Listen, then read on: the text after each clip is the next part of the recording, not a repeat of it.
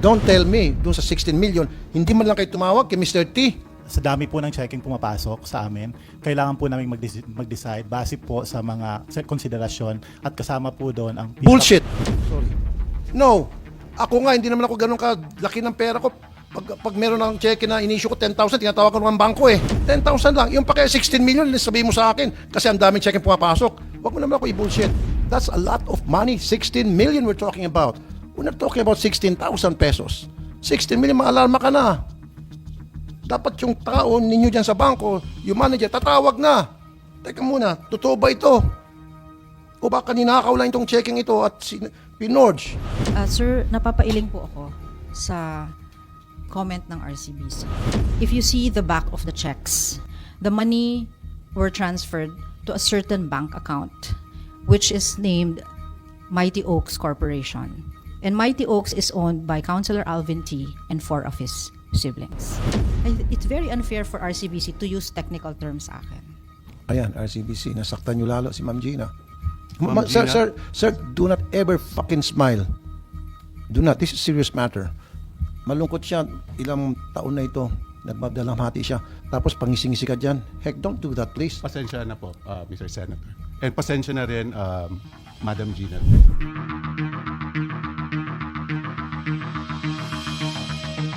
Wala ba kayong tinatawag na threshold amount na pag na-reach yung amount na yon, you have to call the depositor kung sa kanya ba itong signature, itong inisyong cheque at kung i-go ba o hindi? Wala? Senator, meron po kaming mga policies and procedures po sa mga ganyan. Kaya nga. So in the case sa account ni Mr. T, ano yung policy niyo o threshold niyo sa cheque na natatanggap niyo from him na para ini-encash o pinapasok? Senator, hindi ko po kasi pwedeng i-ano ang ating palisiyan ng bangko. Okay, sige. Ayaw policy ng bangko. Pero meron kayong policy na gano'n in place. Nakita by the millions. Okay? Yung isang cheque, 1 million doon. Meron pa isang cheque at 16 million. Don't tell me, doon sa 16 million, hindi man lang kayo tumawag kay Mr. T. Para sabihin, Mr. T, itong cheque 101, i-go ba namin ito o hindi? Pag sinabi ni Mr. T, ngayon, ilalag nyo ngayon doon sa libro kung sino yung tumawag at anong oras. Yung pagtawag ninyo at anong araw. Your Honor, good afternoon. Ang bangko po ay meron pong mga internal policy para gawin po yan. Subalit po, sa dami po ng checking pumapasok sa amin, kailangan po namin mag-decide base po sa mga konsiderasyon at kasama po doon ang... Bullshit! Sorry. No! Ako nga, hindi naman ako ganun kalaki ng pera ko. Pag meron ng cheque na in-issue ko 10,000, tinatawag ko ng bangko eh. 10,000 lang nga, yung bangko tatawag sa akin. Mr. Tulpo, igugo ba namin itong check number na ito? 10,000 lang. Yung pa kaya 16 million, sabihin mo sa akin kasi ang daming check pumapasok. Huwag mo naman ako i-bullshit. Mr. Peralta, huwag ako. That's a lot of money. 16 million we're talking about. We're not talking about 16,000 pesos. 16 million, maalarma ka na. Dapat yung tao ninyo dyan sa bangko, yung manager, tatawag na. Teka muna, totoo ba ito? O baka ninakaw lang itong checking ito at pinorge? O ngayon, may tatawag, sir, o pwede pagtawag sa bahay, o nandiyan ba si Mr. T? Andito, paasa mo telepono, Mr. T. Okay ba itong checking ito? Ikaw bang pumirma ito? Ganun dapat. Pero paano yung matawagan? Eh, nasa COVID ward nga eh. Senator, with all due respect, ang bangko po ay mayroong mga threshold nga po, sabi ko nga po kanina. Ito po ay sinusunod naman ng bangko. Subalit, Kaya nga kung sinunod, bakit kung tumawag sila doon sa may isang cheque na worth 16 million, bakit hindi tumawag? may iba pong mga konsiderasyon, Your Honor. Anong konsiderasyon? Tulad po ng anong mga detalye ng nasa cheque, kailan po siya na-issue, kanino po ang payan ng cheque, at kung... Sir, again, another bullshit. Regardless kung anong circumstances, regardless kung anong araw, regardless kung para kanino, etc., etc., pag sinabing you have to make a call because that's a policy dahil sa amount na yan ay malaki o na-reach na yung threshold, you have to make that phone call. Which you did na. Sabi ko sa akin, yung sa akin, 10,000 lang eh. Na sinulat kong cheque, tinatawagan na ako eh. By record po kami, Senator Tulfo, na mayroon po kami mga ginawang pagtawag. Hindi ko lang po ma-confirm yung pinapakita Hindi, natin sa lahat ng specific na cheque, tumawag kayo. Sabi ko nga po, Your Honor, hindi po lahat. Then you should have brought that with us today because alam mo magkakahiring tayo tungkol dito. Then you should have brought it with us. Sabihin nila, Itong check ganito, tumawag kami kay Mr. T, ang tumawag si Maria. Itong checking number 2, tumawag kami, ang tumawag si Mario. Dapat meron na kayong ganong klase mga information because you know ahead of time na itong pag-uusapan natin.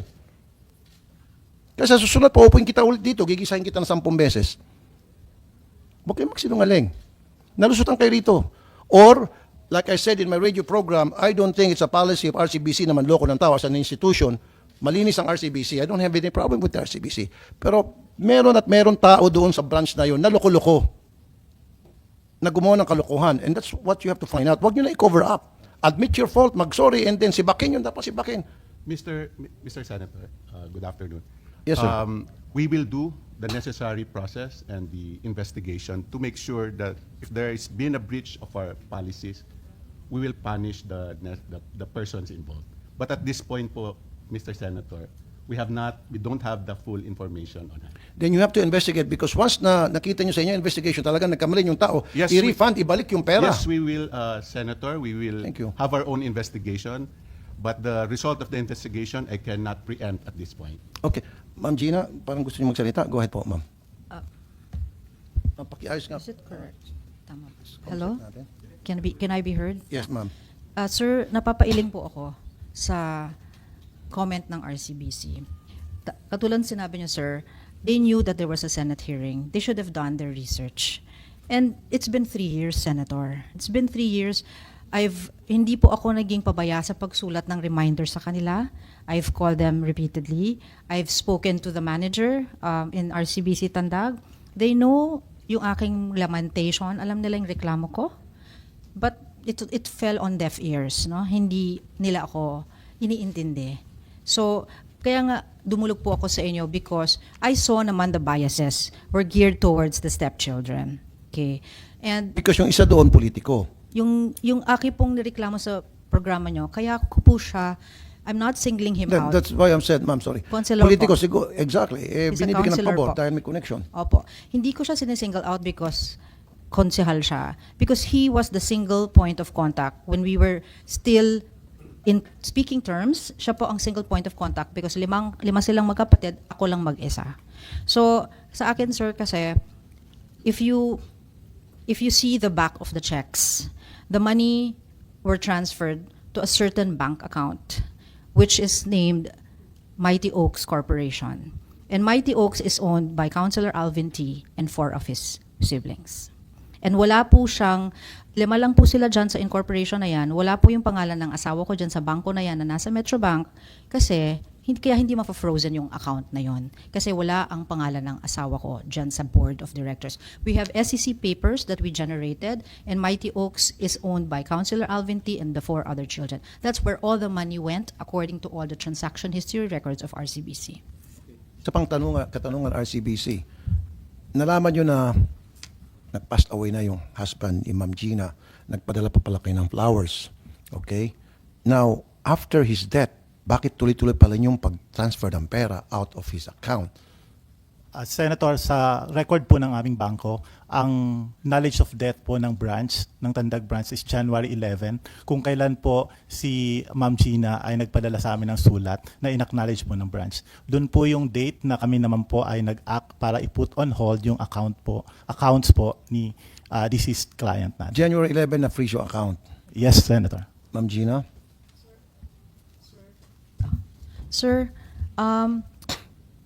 the bank officers went to my house during the wake, aside from sending me flowers. Don't you think po na pumunta kayo sa bahay? Don't you think po na dapat from then on, fini-freeze mo ng accounts? Motopropyo na yan. So, alam niyo na palang patay, pumunta na pala sa bahay, sa wake, yung mga alipores niyo dyan sa branch, then automatically kinabukasan, after the visit sa wake, motopropyo, Frozen. sila na mismo gumawa ng freeze, pag-freeze ng account. Ang Mr. wake, Senator, sorry po, ma'am. Ma'am, sorry, go ahead. can Or I at just least say? talk to Ma'am Go ahead Gina. po. Pasensya na. No problem. My husband died December 16. His wake was from December 18 to December 26. Bumisita po ang mga officers December ng 18, up to December 26. Kasi Yung wake, December okay. 26, dinala po namin, ako at si counselor, nung kami ay okay pa nung ni counselor, ako at si counselor at ang kanyang girlfriend, dinala po namin ang labi ng asawa ko sa Davao to have it cremated. And Davao is 5 hours away from Tandag City. Pero during the waking wake period, the officers of Tandag City went to our house. Kilala po ang pamilya ng asawa ko. So, posibleng walang may alam na patay ang asawa ko. And just to share with you, Senator, I spoke to, again, sinabi ko sa show nyo, I spoke to BDO again. Tinanong ko sa kanila, kailan nyo i-freeze ang account? Kailangan May account ba kayo sa BDO, ma'am? Opo, meron Okay. po. And sabi ng BDO, the moment we find out, even if there's no letter yet, we will freeze the account. Automatic. Oo. Even without you Oo, informing them yeah. or telling Yes, them. so, because to do alam so. na, and kaya nga sabi ng BDO, especially ma'am, kung kilala yung pamilya ng asawa nyo, alam naman ng lahat na namatay siya. He's well loved in our province. So, imposible po na gagamitan ako ng technical ng RCBC na January lang nila. Kasi sir, there were withdrawals up to after his death nga, di ba? Merong December 23 withdrawals, merong mid-January withdrawals. So, it's very unfair for RCBC to use technical terms sa akin. Ayan, RCBC, nasaktan nyo lalo si Ma'am Gina. Ma'am Sir, Gina? sir, do not ever fucking smile. Do not. This is serious matter. Malungkot siya, ilang taon na ito, nagmabdalang hati siya, tapos pangising-isi ka dyan. Heck, don't do that, please. Pasensya na po, Mr. Senator. And pasensya na rin, Madam Gina T. Ito pong mga informasyon ngayon nakakalat po lang namin after we received the invitation from the Senator. No? Sabi ko nga po, Mr. Senator, we will investigate kung talaga bang nagpadala ng flowers, kung talaga bang merong breach in the policy. Because sa sinasabi po ni Ms. Gina, ganun din po ang policy ng RCBC. Bakit? We put on hold the account once we get Isa money. pa, kung meron kayong magandang policy, bakit pinaikot-ikot nyo siya? Bakit hindi nyo siya ini-entertain as an heir? Alam niyo naman na wife siya, magtatanong siya ng mga information tungkol sa account, binibigyan siya ng hard time, at later on, pumayag na rin magbigay ng information, pero bang account lang. I mean, talagang binibigyan siya ng hard time, so para may pinapaboran. Please don't laugh again, ha? Sige, pakisagot lang. Mr. Senator, we will investigate that, as I said. But we have given Mrs. Gina T the information that she rightfully deserves as a surviving spouse. Account number lang binigay nyo. Yun Hindi po amount. kasi ang balances, even transaction history po, nabigay po. In fact, kay Mrs. Gina T lang po namin shinare yung information na yun. Is it right, Ma'am Gina? As I mentioned, I give credit naman to RCBC for being helpful, but I had to go to the main office. I had to find a connection to get those records. But the fact remains that the branch office in Tandag they were never cooperative at all. I wrote letters to them repeatedly. They were never cooperative. The branch? Yes po. So Oo. again, let me repeat. Oo. In fairness, yung main office, cooperative naman daw. After na magpunta sa main office, kasi sinasabi ko, RCBC itself as an institution, okay sila, wala tayong problema doon. Siguro doon sa branch at may mga tao doon sa branch na hindi gumagawa ng tama, hindi po nagpa-follow ng procedure. Yun dapat imbestigahan, find out, and then pag nakita nyo talaga may problema, may mali, then pagalitan yun, gumawa kayo ng parang isanction yung tao, sibakin ko ng kalan sa bucket, and then ibalik yung pera na na-withdraw. Gagawin po Especially namin kung- yan, Mr. Senator. Thank you, Gagawin sir. po namin yan. Ma'am Gina. Sir, again, this is after the fact. So, 3 taon na po ang nakakaraan. I've been talking to RCBC since 2022. They know my lamentations. They know my reklamo. Alam nila katakot-takot na email, calls, ginawa ko. Kaya nga dumulog na ako sa inyo because wala namang nangyayari. So, kung sasabihin sa akin ng RCBC ngayon, just because you're in front of them, na they will do their investigation and due diligence, for me, it's water under the bridge. Kailan na naman ito matatapos? Ma'am, continuous to yung ano natin. Hindi naman ako ningas ko kundi sa Senado. Yes, Pag sir, I inimpisan trust ko, you. tinatapos ko. Sir, I trust you, but I Thank don't you. trust them, sorry. Ay, them. Okay, well see, nakita nyo RCBC. Nasira yung trust niya sa bangko ninyo. Kasi hindi kayo maagap, hindi kayo mabilis umaksyon. Once na dapat may pumunta sa inyo para magreklamo, umaksyon agad kayo. Ay 3 years na pala siya pabalik-balik. Ang bagal ng aksyon ninyo, mas pinapaboran nyo pa yung mga anak. E-air din naman siya bilang isang legal wife. Widowed wife. O sana in-entertain nyo siya. But hindi. Pinabalik-balik nyo na, pinagod nyo lang siya. Until na nagsumbong siya rito, hindi pa sana kayo umaksyon. Dito hindi ako papayag. Paimbestigan ko kayo. Patatawag ko yung Bangko Sentral ng Pilipinas kung kinakailangan every week maghiring tayo rito. Sige, 1 to sawa tayo. At pag nakita ko nagsinungaling kayo, ipapakontem ko kayo, may kulungan dyan sa baba, sa ilalim. Totoo. Marami na kami napakulong dyan, ng mga nagsinungaling, pinakontem namin. Totoo yan, it will happen. Pasensyahan tayo. Now, yung Metrobank naman, may issue pa rin kayo sa Metrobank, ma'am, di ba? Nasaan yung Metrobank here? Good afternoon, Mr. Chairman. I'm Janela Marie Panlilio from Metrobank. Ano po yung position niyo po sa Metrobank, Ma'am Pandillo? Yes, I am the head of legal. Okay. Go ahead po, Ma'am Gina. Ano yung problema niyo sa Metrobank? Sa Metrobank po, unlike ang RCBC that they were eventually cooperative po, ang Metrobank, they were never cooperative. Never? Yeah po. The most that they gave me was a list of my husband's bank accounts. 5, no? Yeah. So, yeah, we have the documents na 5.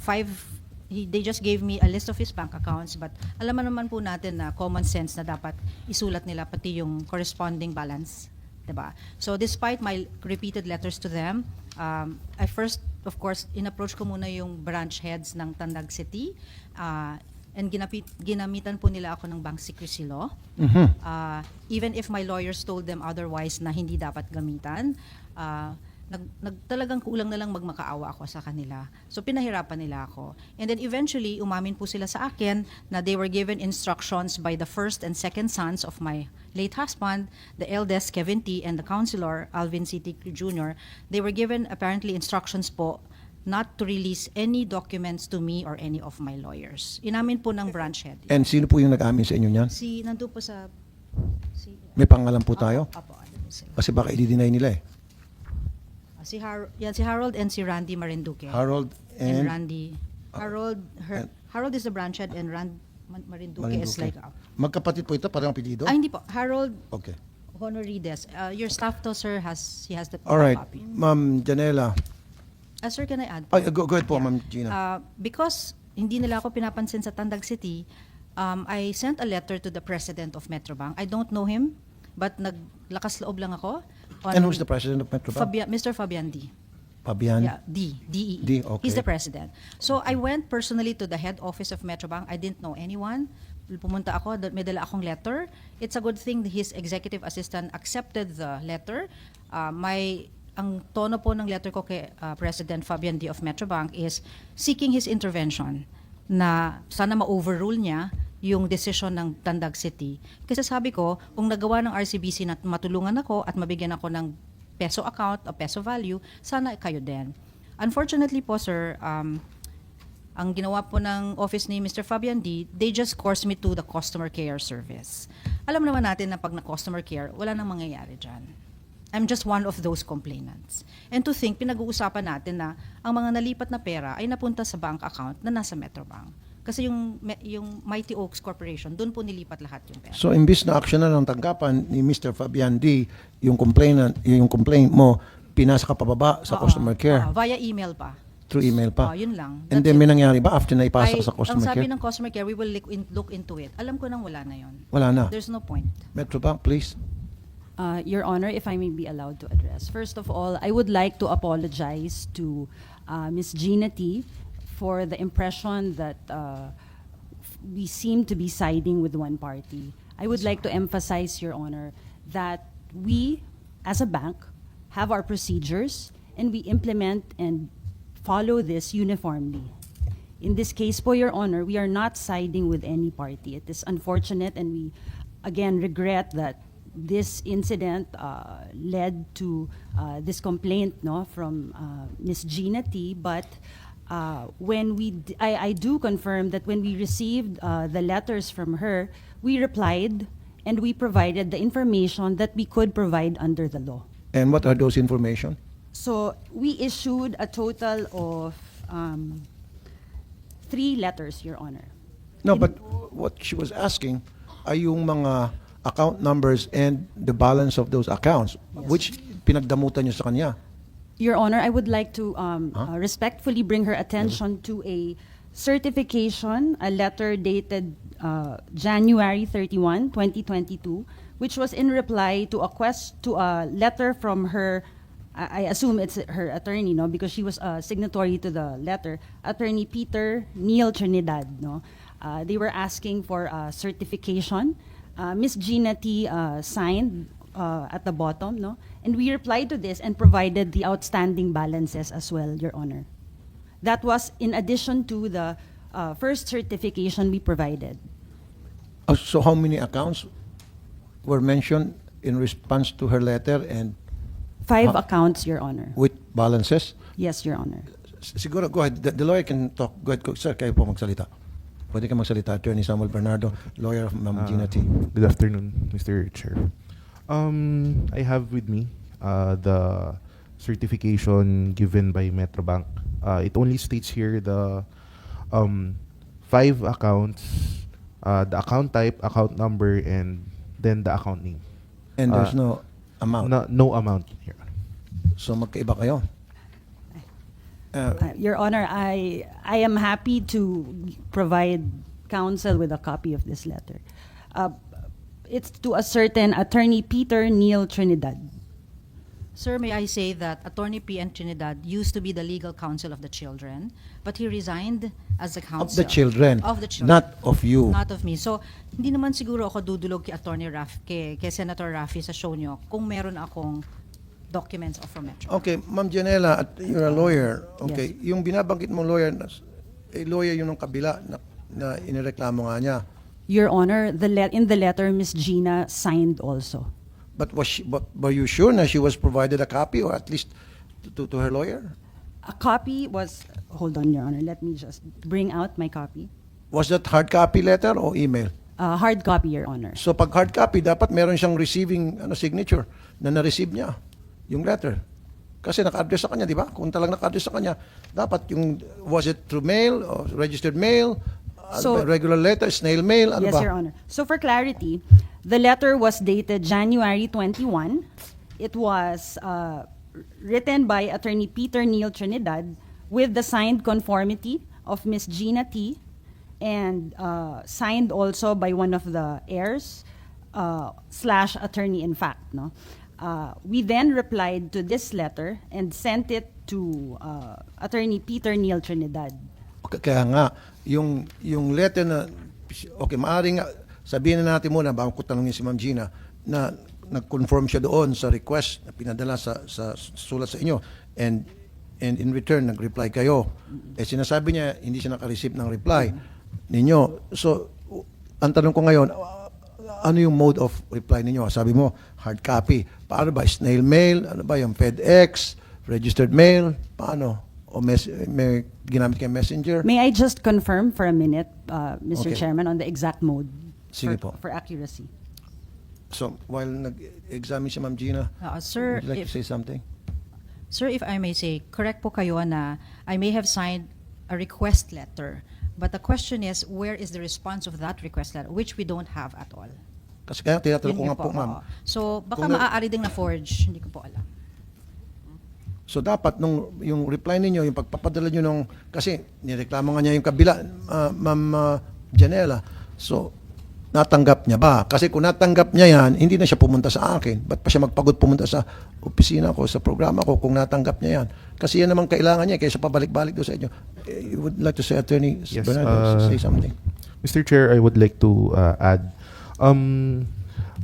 based on the letter given by Metrobank, it was dated January 21, 2022, which they replied as to only the account type, account number, and account name. However, following that, on January 26, 2022, January 26, 2022, Ms. Gina T. Sent a letter again to Metrobank Tandag to Mr. Randy Marinduque to ask the complete full bank history, activity, and transactions, which was signed by Ms. Gina T. herself, but there was no letter reply. This was duly received by Metrobank, and Okay, this so- was copy furnished to our office. Right. So, na-receive doon. Kaya nga yung sinasabi ko, Ma'am Janela, meron ba kayong ebidensya na na-receive ni Ma'am Gina yung reply ninyo na sinasabi nyo nandun yung account number at nandun yung balance? Pinapacheck ko lang po, Your Honor, on the mode on how it was sent. Well, you But should have the done let- that kasi alam mo naman yan ang pag-uusapan natin. So, ba't ngayon pa tayo magpapacheck? Naghahabol tayo ng oras. I apologize, Your Honor, but we do confirm that there was a reply to the lawyer. Sabihin na nga natin may reply. Kaya nga, you're a lawyer. You should know better. Pag nasa korte tayo, baka pinagalitan ka na ni judge. Dapat meron kang way na ma-determine kung yung reply nyo ba ay na-receive niya o hindi. o kung siya ba mismo naka-receive, para makikita natin doon, receive, tapos sign niya. O sinabi yung pinadala sa lawyer, ngayon sabi niya, hindi naman niya lawyer yun, lawyer ng kabila yun. O sabihin natin, for the sake of argument, talaga nag-confirm siya. Okay. Pero that was before na nagkagulo-gulo. Na nagkagulo-gulo na, kasi mabagal yung sagot nyo, kaya dapat tuwing mag-reply kayo, kung sino nandoon sa letter na nag-request, pareho, kung dalawang tao, dalawang party, pare both parties should be sent a copy, and then you should get a receiving signature from them. That point is well taken, Your Honor. I will investigate on the mode of it, if it was sent. Ngayon, Ma'am Gina, di ba may reklamo pa rin kayo yung mga cheque na Yes, Your Honor. So, one the main reason naman talaga po na lumapit po ako sa inyo, sir, is to find clarity na ano na yung mga cheque na yon, diba? Which they said they will investigate. Na para sa akin, sir, don't you think po na much deserved, long overdue justice na ako? After 3 years, magche-check pa lang sila, magdo-due diligence lang sila, ngayon lang sila mag-investigate. When I have repeatedly complained to both banks. those checks in question, Yes, when were that- they issued? They were issued when my husband was still in the hospital and even after his death. Pareho din sa RCBC. Yung sa Metrobank po, if I mentioned po, sir, sa Metrobank, sa show ninyo, we did not reach that point because nga they were not cooperating at all. So I have no way to find out any data po because wala silang binibigay na bank balances. The most that Metrobank has helped me with is just the list of the bank account numbers. That's it. So Metrobank, dapat pakita nyo yung activity, nung especially habang nasa ospital si Mr. T, and then hanggang sa siya inamatay. Your Honor, In the name of transparency, you should do that. And kung sabihin nyo bank secrecy, air naman siya eh. Your Honor, we would be happy to provide the information with the written consent of all the legal heirs or upon a court order, Your Honor. Upon the court order, Yes, Your Honor. But- As an exception, Your Honor, to the bank secrecy. BSP is here. I need your opinion on this. Mr. Chair, with respect to the BSP, we are not aware of any information about that incident or case of Ms. Gina Tick because we just received the information yesterday. The one thing that we did yesterday was to ask first RCBC and Metrobank if there's a complaint against them by Ms. Gina T. And the second one is to ask our Consumer Protection and Market Conduct if they have received a complaint also from Ms. Gina T.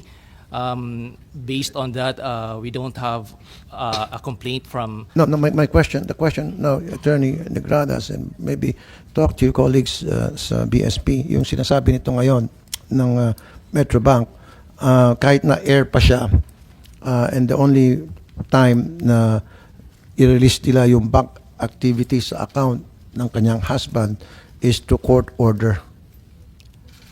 In my opinion, Mr. Chair, Air siya, ha? I think there's a BIR resolution or memorandum circular on that, sir. From? BIR based on the recent amendment of the train law. Anong So I sinabi think, po? Ano sabi sa BIR?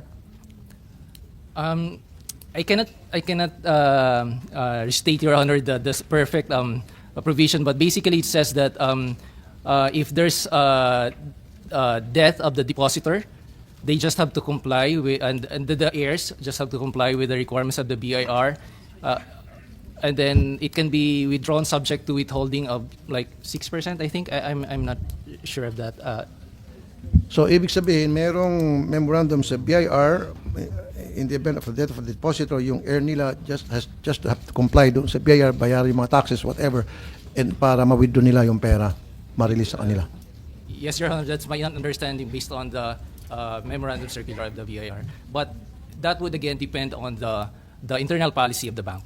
Kasi nga po, BI and RCBC and especially Metrobank, yung heir din nga naman kasi yung mga anak, nakapag-withdraw, na-transfer sa company ng mga anak. Meaning, yung mga anak ay nakapag-withdraw. Kasi doon sa likod, pangalan ng mga, sabi nga ni Ma'am Gina, pangalan ng mga company na ang mga owners ay yung mga anak ng counselor. So that means the counselor was allowed to withdraw. Was given access to all the information. doon sa bangko. Pat kay Gina, pinagdadamutan ninyo, ang dami yung pasikot-sikot at kailangan pa ng mga court order, etc. Pag dito sa kabila, wala ng court order. Anytime makapag-withdraw kahit na hindi na dapat. I apologize if that is the impression, Your Honor. No, but that's that not the was impression. That's case. what happened. That's not the impression. No, don't give me those legal technicalities. No. That's not the impression. That's what happened exactly. When you say impression, hindi pa totoo. Parang opinion lang. Hindi eh. It's a fact. I'm stating fact here. Yes, ma'am. Senator, if I may add also, I concur with attorney from the BSP. The family has done their due diligence. We have paid the 6% estate tax already. Who did pay? Kami, nung nag-uus... Sino- kaninong pera galing Kaming mga bata, eh. nagpumirma na po kami na yung estate tax babayaran na. Yung 6% of the value of the estate. Mhm. So nabayaran na po siya. Merong documents na binayaran na ng mga bata sa Tandag City. Kasama po kayo doon. Opo, pumirma ako. So kaya nga that time nag-uusap pa kami. Kaya nga after that dapat madidistribute na yung mga assets, Yes. 'di ba? Real and personal properties. Pero tama po kayo, the lady here from Metrobank cannot tell me that the impression, it's not an impression, attorney. The fact remains that you gave full access to my stepchildren and you did not give me that accord. So, therefore, pwede tayong pumunta doon sa sinasabi ng BIR kasi ito ngayon, itong Metrobank nagsasabi kailangan meron pang attorney. Magkakaiba-iba sa Your Honor. BDO. Ang sinasabi ng BDO, nung lumapit si Ma'am Gina kasi may account siya doon, kung sa amin yan, okay. Hindi ka na mahirapan pa. Even RCBC, mukhang okay na. Kaya yun sa Metrobank, nagmamatigas. Itong si Fabian D, dumapit na nga sa kanya si Ma'am, pinasa pa sa customer care. Sino ba itong si Fabian D? He's the owner of Metrobank. He's our president, Your Honor. Yes, go ahead po, Ma'am. Your Janela. Honor, I just wish to clarify, it's true that under the train law, when the train law was enacted, BIR issued two relevant issuances, allowing an heir to withdraw his share from the estate subject to withholding of 6% tax, Your Honor. That does not, however, address my point earlier that I am still prevented from disclosing information pursuant to Republic Act 1405 to a non-account holder on or to someone who is not authorized But to he's- get information on the Okay nga, deposits, bakit Your yung Honor. ibang heir na allow na makapag-withdraw? Bakit siya hindi? Equal dapat yan. Kasi wife siya, tapos meron children itong husband niya. So equal access dapat sila. Nakapag-withdraw yung iba, ito siya hindi. Hypothetically, Your Honor, no one will be able to withdraw Exactly. from So death. bakit nakapag-withdraw? Bakit meron pa rin perang lumabas at withdraw nung mga anak o stepson niya? Siya hindi nakapag-withdraw ni Sing Kunduling. Uniformly po sa amin, hindi po yan makakapag-withdraw, Your Honor. Kaya Hindi nga, ko lang po hindi pwedeng makapag-withdraw, sagutin specific. pero nakapag-withdraw. Yun ang it's a fact. I apologize, Your Honor. I cannot confirm that in these proceedings as that is covered by bank secrecy law, Your Honor. BSP? Anong opinion niyo po dito? Kasi, narinig nyo kanina, yung heir, yung mga anak, nakapag-withdraw, nabigyan ng access and all, tuloy-tuloy pa rin yung labas ng pera. Pero itong isa, yung wife, hindi. Your Honor, what we really do with respect to the supervision of banks is to determine the bank's compliance with relevant laws, rules, and regulations. And one of that would probably, the one that being told right now is the bank secrecy law. And based on the bank secrecy law, it should not be disclosed to other persons, not as depositors. Okay? So probably in that case, although we don't have yet the specifics about that case, probably in that case, what was provided to the children, because they're, I don't know if they're depositors or they co-depositors, I'm not sure. They're not. The same as the wife. In that case, they should not be divulged to anyone if they are not the depositors. Under that rule, Your Honor. And then under that rule, dapat, wala dapat perang lalabas. Wala dapat perang mawi-withdraw. Equal. Okay. So siguro sa susunod na hearing natin, kailangan patawag siguro natin si Mr. D. Go ahead po, Ma'am Gina. Senator, if I may Recording just in add to progress. attorney, just for the record, my husband and I have a joint account in Metrobank. So is the counselor. But again, because the estate, di ba? Pagka deceased na, the accounts are frozen, whether it be real property or personal property, right? Ako, when I try to withdraw, hindi ko alam na ang law pala, pag may joint account, hindi ko alam. I only found out when my husband died and taking care of the estate, I only found out po that pag may joint account ang mag-asawa at yung isa namatay, even if buhay yung isa, frozen ang bank account. Okay, I didn't know that. But when I tried to withdraw from Metrobank, they said they cannot release any withdrawals because it's frozen. Pero yung sa side ng mga bata, they allowed it. So that's for the record. Okay. May policy ang ibang bangko for a single account. I'm not gonna mention the name of the banks. So parang unique ang Metrobank, nag-iisa lang ata kayo, no? Dito for single account, depositor, NSO, certified copy of the death certificate of the depositor, tapos certified 2 copy birth certificate of the depositor, certified 2 copy marriage contract, of parents of depositor, and then parents likewise deceased, NSO certified 2 copy of their certificate. And then number 5, certified 2 copy birth certificate. Is number 6, birth certificate of the depositors, and then withholding tax of 6%. And then in this case, ma-release na sa air, even if it's a single account. Ibang bangko to. Sa bagay, iba naman siguro kayo, baka kayong unique, lahat ng bangko, siguro, para sa inyo, may iba kayong policy. I'm just stating to you, ito yung patakaran ng maraming bangko, kasama na yung BDO, na isa sa pinakamalaking bangko sa buong Pilipinas. What's your opinion? Siyempre, sa bagay, iba naman ang policy ninyo, iba naman policy ng ibang bangko, pero halos karami ng mga bangko ito, ang pulisya. Kayo dyan sa Metrobank iba. But anyway, meron pa tayong susunod na hearing tungkol dito, and then we will bring siguro yung people from the BSP, and then the DOJ, saan ba yung may DOJ pa tayo rito? Okay. Mr. Joseph Mendoza, kanina pa pala kinikinig. What is your opinion kung meron kayong alam tungkol sa banking and finance doon sa napag-usapan natin, especially doon sa na-mention ni Ma'am Janela Marie Panlilio? Good afternoon, Senator. In that case, sir, I'm not familiar with this case because, sir, ang pinaghandaan ko, sir, na topic, sir, is about, sir, sa public advisory on online lending company, sir. Yun yung pinaghandaan kong topic. Sige, I understand. Intindihan ko kayo. Siguro sa susunod, mag-invite tayo sa DOJ. Siguro people from the courts, and then sa Bangko Sentral, yung tamang department na pwedeng sagutin itong pag-usapan natin para we can investigate further. And the reason being is para we can craft laws, inadequate legislation nga pa mapaganda yung batas pa natin. At nang sa hindi na maulit itong ganitong klaseng problema. Meron pa kayong last opinion, Ma'am Gina, before na ma-proceed ako sa another topic? Or your lawyer or anybody? You can say anything. Nagpapasalamat ako sa inyo sa tanggapan nyo kay Senator Wen Gatchalian also for making this happen. I just trust the laws that it will be fair lang yung justice. And sana maging cooperative po yung mga stepchildren because they refuse to show up. Okay, napatawag ba natin yung walang nagsipot? Padala mo ng subpoena. I don't care if he's a counselor. Pero nasa subpoena siya, ano siya, diba, invite? Well, then I don't want to read that letter. Parang excuse letter yan. Then send na subpoena to him. Na he should be here. Diba, seryoso naman itong topic natin. Lahat ng hindi pumunta rito at nagpadala ng excuse letter sa next hearing, I want them here.